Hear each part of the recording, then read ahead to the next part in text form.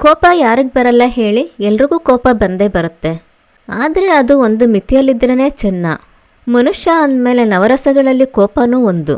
ಆದರೆ ಆ ಕೋಪ ಯಾವಾಗ ನಮ್ಮ ಮಿತಿ ಮೀರುತ್ತೋ ಅದು ನಮ್ಮ ಜೀವನನೇ ಹಾಳು ಮಾಡುತ್ತೆ. ಕೋಪ ಅನ್ನೋದು ಮನುಷ್ಯನ ಬಹಳ ದೊಡ್ಡ ಶತ್ರು. ಅದು ಮನುಷ್ಯನ ಒಳಗೊಳಗೇನೆ ಸುಡುತ್ತಾ ಹೋಗುತ್ತೆ. ನಾವು ಎಷ್ಟೇ ಒಳ್ಳೆ ಕೆಲಸ ಮಾಡಿದ್ರೂ ನಾವು ಒಂದ್ಸಲ ಕೋಪ ಮಾಡಿಕೊಂಡು ಆಡೋ ಮಾತುಗಳು ಬೇರೆಯವರ ಮನಸ್ಸನ್ನು ಎಷ್ಟು ನೋಯಿಸುತ್ತೆ ಒಂದ್ಸಲ ಯೋಚನೆ ಮಾಡಿ. ಎಷ್ಟೇ ಒಳ್ಳೆ ಕೆಲಸ ಮಾಡಿದ್ರೂ ಒಂದ್ಸಲ ಕೋಪದಿಂದ ಆಡಿದ ಮಾತು ಎಲ್ಲನೂ ಹಾಳು ಮಾಡಿಬಿಡುತ್ತೆ. ಒಬ್ಬ ಮನುಷ್ಯ ಎಷ್ಟೇ ಕಷ್ಟಪಟ್ಟು ಮನೆಗೆ ಎಷ್ಟೆಲ್ಲ ಮಾಡಿರ್ತಾನೆ, ಆದರೆ ಕೋಪದಿಂದ ಆಡೋ ಒಂದು ಮಾತು ಅದೆಲ್ಲನೂ ಹಾಳು ಮಾಡಾಕ್ಬಿಡುತ್ತೆ. ಕೋಪ ಬಂದಾಗ ಯಾವ ಮಾತನ್ನು ಆಡೋಕ್ಕೆ ಹೋಗಬಾರ್ದು. ಒಬ್ಬ ಮನುಷ್ಯ ಕೋಪ ಬಂದಾಗ ಏನು ಮಾತಾಡ್ತಾನೆ ಅಂತ ಅವನಿಗೆ ಗೊತ್ತಿರಲ್ಲ. ಕೋಪ ಮಾಡಿಕೊಂಡಾಗ ನಿಧಾನಕ್ಕಂತೂ ಮಾತಾಡೋಕ್ಕಾಗಲ್ಲ. ಜೋರಾಗಿ ಮಾತಾಡಬೇಕಾಗುತ್ತೆ, ಕಿರ್ಚಾಡೋ ಹಾಗಾಗುತ್ತೆ. ಕೆಲವು ಸಲ ಕೆಟ್ಟ ಭಾಷೆ, ಕೆಟ್ಟ ಪದಗಳು ಹೊರಗೆ ಬರುತ್ತೆ.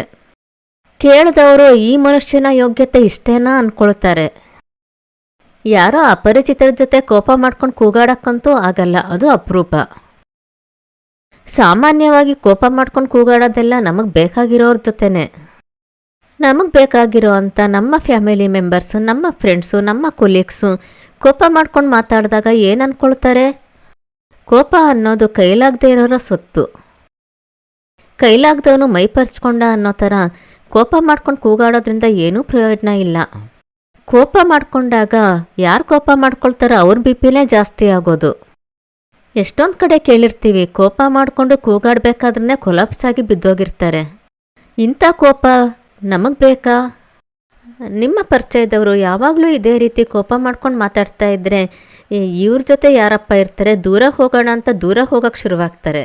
ಆಫೀಸಲ್ಲಿ ಒಳ್ಳೆ ಪೊಸಿಷನ್ನಲ್ಲಿ ಇದ್ರೂ ಈ ಮನುಷ್ಯನ ಹತ್ರ ಯಾರಪ್ಪ ಮಾತಾಡ್ತಾರೆ ಅಂತ ದೂರನೇ ಹೋಗ್ತಾರೆ.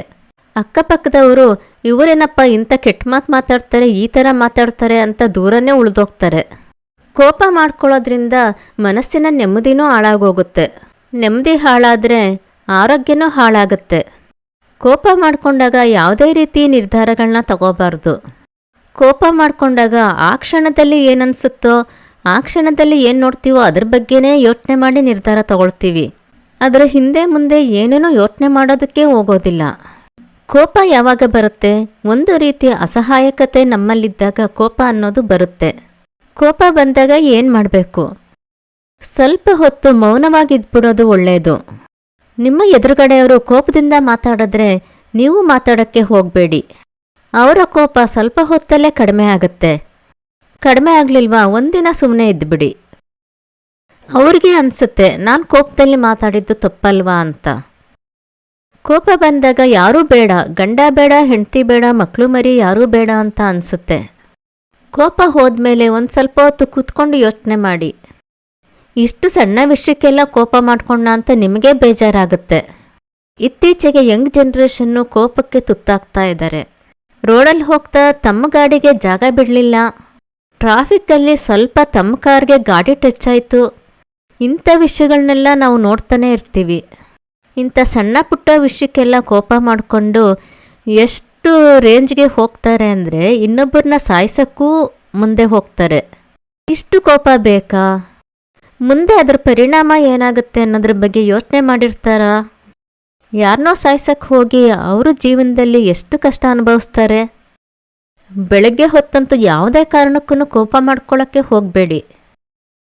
ಒಂದ್ಸಲ ಬೆಳಗ್ಗೆ ಹೊತ್ತು ಕೋಪ ಏನಾದರೂ ಬಂತು ಅಂದರೆ ಅವತ್ತಿನ ಕೆಲಸ ಎಲ್ಲ ಹಾಳಾಗೋಗುತ್ತೆ. ಅನಾವಶ್ಯಕವಾಗಿ ಸಿಕ್ಕದವ್ರ ಮೇಲೆಲ್ಲ ಕೋಪ ಮಾಡ್ಕೊಳ್ಳೋ ಹಾಗಾಗತ್ತೆ. ಬೆಳಗ್ಗೆ ಹೊತ್ತು ಕಾಮಾಗಿ, ಕೂಲಾಗಿ, ಶಾಂತ ಸ್ವಭಾವದಿಂದ ಕೆಲಸಗಳನ್ನ ಶುರು ಮಾಡಿ. ಎದ್ದ ತಕ್ಷಣ ನಿಮ್ಮ ಇಷ್ಟ ದೇವರನ್ನ ಪ್ರಾರ್ಥನೆ ಮಾಡ್ಕೊಳ್ಳಿ.